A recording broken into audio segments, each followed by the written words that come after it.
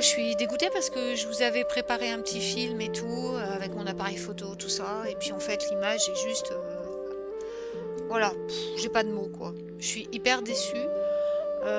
J'ai vraiment pas le matériel nécessaire pour faire des belles vidéos. Je suis dégoûtée. Puis je sais pas comment faire avec mon téléphone parce qu'en fait, bah tout de suite ça, la mémoire elle est pleine. Donc pour l'instant j'ai pas, je suis désolée, j'ai vraiment pas de quoi vous faire des vidéos correctes sur YouTube.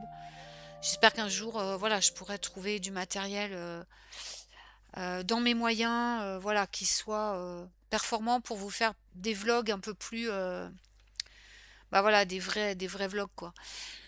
Donc en attendant, bah, on se contente de ce qu'on a, hein, voilà. Je vais faire avec ce que j'ai, des images, tout ça, voilà. Et puis bah, les films, on oublie pour le moment. Désolée, voilà. Et pour répondre, pourquoi je me filme jamais? Il y a des gens qui m'ont demandé pourquoi on me voyait jamais. Tout simplement parce que il y a des gens autour de moi.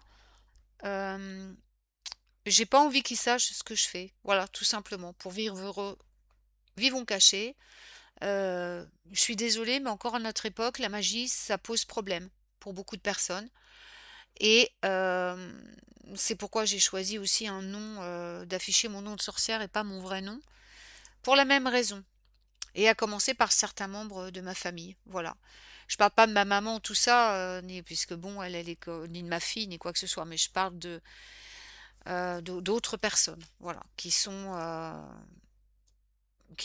pas prêtes, voilà, et qui le seront jamais, à admettre, voilà, que je suis une sorcière, et c'est comme ça. Donc voilà pourquoi, parce que c'est des gens qui vont aussi sur YouTube et que bah ils peuvent très bien un jour voir mes vidéos, voilà, et j'ai pas envie, voilà, c'est mon choix. Donc nous verrons, peut-être qu'un jour ça viendra. Pour le moment, bah, je préfère pas. Donc comment dirais-je, ça n'empêche de toute façon, ça change rien au fait que je prends beaucoup de plaisir à faire des chroniques, ça c'est sûr. Ça m'empêchera pas de vous faire quand même des vidéos, des petites vidéos courtes, voilà, comme je vous l'ai dit, hein, des petites recettes magiques ou des recettes de cuisine ou des choses comme ça, cuisine magique bien sûr, ou de l'artisanat, voilà, ou bref, ça n'empêchera pas. Donc voilà, pour l'instant, ça c'est éclairci. Donc je vais passer à ce que le message que je voulais vous transmettre aujourd'hui concerne la peur. Et pourquoi ça fait un moment que je veux le faire. Et puis hier j'ai vu un film. C'est rare que je me vautre devant la télé le soir. D'abord, j'ai pas les chaînes télé déjà d'une. Mais on m'avait prêté un film que je voulais voir depuis longtemps. J'ai un ami qui m'a prêté le film La Maison de retraite. Je sais pas si vous l'avez vu, donc avec Kev Adams et tout. J'aime beaucoup ce garçon. Et il y a plein d'acteurs que j'adore dedans, Mylène de Mongeau, il y a aussi Gérard Depardieu, tout ça. Enfin bon, que des acteurs que j'adore.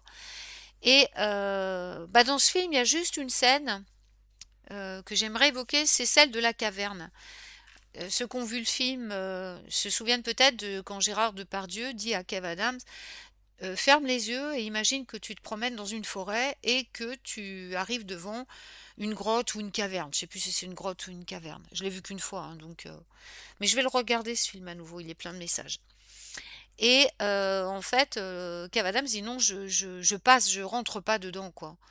Et donc Gérard Depardieu insiste, tu es sûr que tu ne veux pas rentrer? Non, non, je ne veux pas rentrer. Il lui dit donc la caverne représente ta peur de la mort, mais pas que. Elle représente aussi la peur d'aller de l'avant. Et ça, c'est très important. Oui, parce qu'on a toujours le choix dans la vie, ou d'entrer donc dans la caverne, comme le suggère Gérard Depardieu, ou de passer à côté. Et effectivement, de se dire, bah, j'ai échappé à quelque chose de terrible parce que devant, il y avait que du noir. Il y avait de l'inconnu, ce que je savais pas. Je rentre dans la caverne, je sais pas ce qu'il y a dedans, puis je vois rien, quoi. C'est hyper effrayant. Si encore il y avait de la lumière, comme dit Kev Adams. Mais là, il n'y a pas de lumière. Il n'y a rien. C'est tout noir, tout sombre. Que faire? Et d'un autre côté, on a un chemin forestier, voilà, qui continue. Mais, pareil, au bout du chemin forestier ou au détour du chemin, je sais pas ce qu'il va y avoir, en fait. Le danger peut être partout si on commence à se poser des questions et à laisser la peur nous envahir, on n'avance pas, on n'arrive à rien. La peur se situe toujours dans le futur. Et si vous laissez votre ego vous emmener trop souvent dans le futur, c'est ce qui va arriver. Il va vous faire croire des tas de scénarios. il va vous faire imaginer des tas de choses qui vont provoquer de la peur et qui vont vous empêcher d'aller de l'avant. Alors la peur, déjà, elle sert à rien, sauf si elle vient de vos tripes, parce que là, si ça vient de l'intérieur de votre corps, vraiment que c'est déclenché au niveau, vous savez, au niveau du entre le plexus solaire et le chakra sacré, il y a cette base, cette région abdominale qui parfois se contracte et on ne sait pas pourquoi. Lorsque on parle de quelque chose, ou on entend quelque chose, ou on voit quelque chose. Ça, c'est de la peur rationnelle. Ça vient vraiment de vous-même, de votre âme, de votre âme qui communique avec votre corps, qui vous dit, stop, là, ne va pas plus loin, il y a danger réel. C'est vraiment la peur profonde, celle qui vous met en garde. Mais celle qui vient de la tête, celle qui vient de la réflexion de l'ego, celle-là, ne l'écoutez pas. Parce que celle-ci, elle vous empêchera d'avancer. Je ne dis pas qu'il faut foncer tête baissée dans toutes les situations, c'est pas ça que je veux dire. Mais ce que je veux dire, c'est que moi, si je m'étais laissé aller à écouter tout ce que on m'a dit, tout ce que mon mental m'a dit, tout ce que les autres m'ont dit, qui ont ces gens qui avaient peur pour moi, mais parce qu'ils transposaient le truc, voilà, dans des scénarios, voilà. Ben, j'aurais jamais osé faire tout ce que j'ai fait dans ma vie. Et je le regretterais maintenant. Moi, dans ma vie, je vais avoir aucun regret. Voilà. Je vais de l'avant. Si mon corps n'a pas de réaction, si je sens que ça va, si je questionne mon ange gardien, si je lui demande si ça va, si je peux y aller, et qu'il me dit oui, j'y vais. Après, c'est un choix qui m'appartient. J'assume les conséquences si je me suis trompée. On est d'accord. Mais j'essaye toujours. Et toujours au dernier moment, il y a quelque chose qui va me dire stop, ne va pas plus loin. Là, c'est danger. Et ça, c'est une sensation, c'est une émotion qui vient. C'est pas de la réflexion, c'est de l'émotion, une émotion très profonde. C'est de la vraie peur, la peur qui vous met en garde, la vraie, qui vous prévient d'un réel danger. Je vais vous donner un exemple. J'ai eu le choix, il n'y a pas longtemps, d'avoir un choix de carrière qui était assez sympathique. Je ne vais pas expliquer ce que c'est. J'ai pas envie de rentrer dans les détails. Mais voilà, j'avais le choix de cette carrière qu'un de mes confrères, un de mes collègues a choisi aussi. Et il fallait passer des tests, tout ça, qui était quand même assez difficile, hein. Et lui avait passé les tests l'an dernier, il avait été accepté, donc il pouvait suivre le cursus. Moi, j'avais les tests à passer encore. Je vous avoue que ça aurait vraiment été un bon plan, parce que du coup, j'aurais eu un à côté qui m'aura assuré des revenus fixes pendant que je continuais mon métier de sorcière. Et puis, voilà, les publications, la radio, tout ça, parce que moi, c'est gratuit hein, quand je fais des publications. Et à côté de ça, d'avoir quand même une petite assurance matérielle financière, vous voyez, pour pouvoir aller me dire, voilà, ça me donne une certaine sécurité. Oui, bon, ça c'est la réflexion que tout le monde se fait et que bah, j'avais dit pourquoi pas l'adopter, on va voir. Bon, et ça c'était vraiment le truc idéal, hein. Entre 18 et 25 heures par semaine, ça me laissait vraiment le temps de faire autre chose à côté qui me plaisait. Sauf que bah, je voulais quand même aller jusqu'au bout. J'avais pesé le pour et le contre. Il y avait quelque chose qui me disait mon instinct, mon intuition me disait, donc c'est pas mon troisième œil, hein, vraiment mon intuition, mon guide me disait, va jusqu'au bout des tests, mais à mon avis, il y a un truc qui va pas. Tu verras, il y a quelque chose qui va pas. Bon, donc j'ai écouté, j'ai pesé le pour et le contre, et en pesant le pour et le contre de cette situation, tout basculait en fonction du pour. Sauf qu'il y avait toujours ce truc derrière qui allait pas. Cette intuition qui me disait il y a quelque chose qui va pas. Donc qu'est-ce que j'ai fait? J'ai fait ces tests. Je les ai réussis. Sauf que au moment où je les ai passés, au moment même où je les ai passés, j'ai ressenti cette peur. Cette peur qui vient du ventre, cette peur qui vient des tripes et qui m'a envoyé des flashs de ce qui pourrait se passer si je faisais cette chose-là. Et là, je vous avoue que j'ai compris que c'était même pas la peine que je m'engage sur ce chemin, qu'il y avait de réels dangers, qui n'étaient pas franchement dévoilés, et que si je le faisais, ça n'allait pas je perdais déjà mon travail actuel, Ce que dommage parce que voilà, j'ai encore un contrat jusqu'en octobre, donc pourquoi pas en profiter jusqu'au bout. Et après, j'aurai plus rien. Donc voilà. Donc j'ai dit non. Et il s'avère que mon collègue, 15 jours après, a été obligé d'arrêter parce qu'effectivement, il y avait 15 jours après le début de la formation, ou 3 semaines après, je sais plus. Il a été obligé d'arrêter parce que bah il y avait des réels dangers. Il est tombé dedans et ça s'est très très mal passé. Et il est encore à s'en remettre alors qu'il a arrêté mi-février. Donc je sais pas si vous voyez.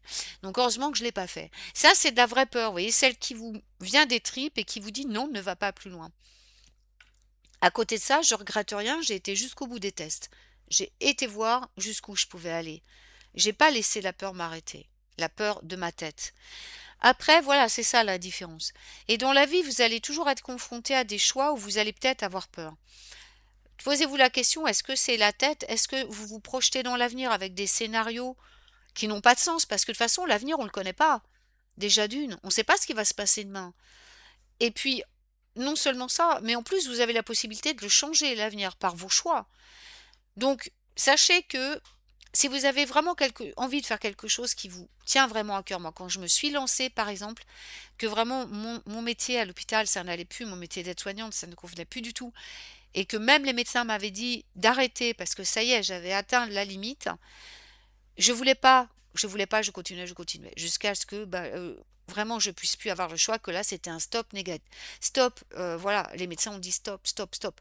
Là, vous risquez votre vie, vous arrêtez. Ils m'ont défendu de retourner travailler. Là, j'ai pas eu le choix. Et j'ai eu donc une période de flottement pendant laquelle je me suis dit, est-ce que j'en profite pas dans ces cas-là pour faire ce que j'aime le plus à part soigner les gens, c'est-à-dire leur apporter le meilleur que je peux à travers mon art de sorcière et mes créations, pour les soutenir spirituellement, moralement et tout. Et là, j'ai eu très peur, bien sûr. Je me suis dit, mais je vais me retrouver sans revenu. Je me retrouve sans revenu, je me retrouve sans rien, j'ai plus rien. Voilà, si je fais ça. Et en fin de compte, je me suis retrouvée à tellement hésiter et à tellement flipper que je me suis réellement retrouvée sans rien. Donc là, j'ai pas eu le choix. Et je me suis dit, bon, bah là, je vais rentrer dans la caverne. Je vais y aller. J'essaye. Voilà. Ou je demande le RSA, ce que j'avais pas du tout envie de demander, ou je fonce. Et je verrai bien ce qui va se passer. Parce que je refuse d'être assistée par l'État. Je veux réussir par moi-même. Je suis capable d'y arriver. D'autres y sont arrivés, je vais y arriver. Et je suis rentrée dans la caverne et je ne l'ai jamais regretté. Même s'il y a eu des moments difficiles, comme je l'ai expliqué dans la vidéo vlog que j'ai fait l'autre fois, il y a eu des moments très durs où j'ai plongé, oui, où je me suis retrouvée, voilà, sans quasiment aucun revenu. J'avais quoi, 300 euros, 400 euros pour vivre par mois. J'ai jamais renoncé. Et à ce moment-là, l'univers m'a amené ce travail que je fais maintenant.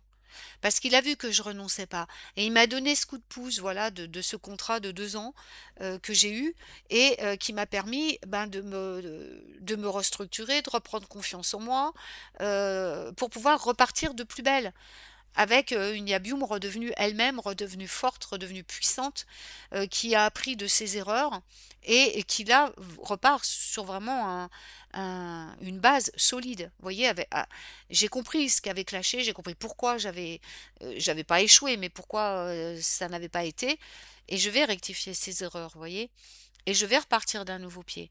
Alors soit, voilà, je me dis c'est pareil, au mois d'octobre j'ai plus rien. Est-ce que j'ai peur? Bah non. Non, non, je re-rentrerai dans la caverne et on verra bien ce qui se passera.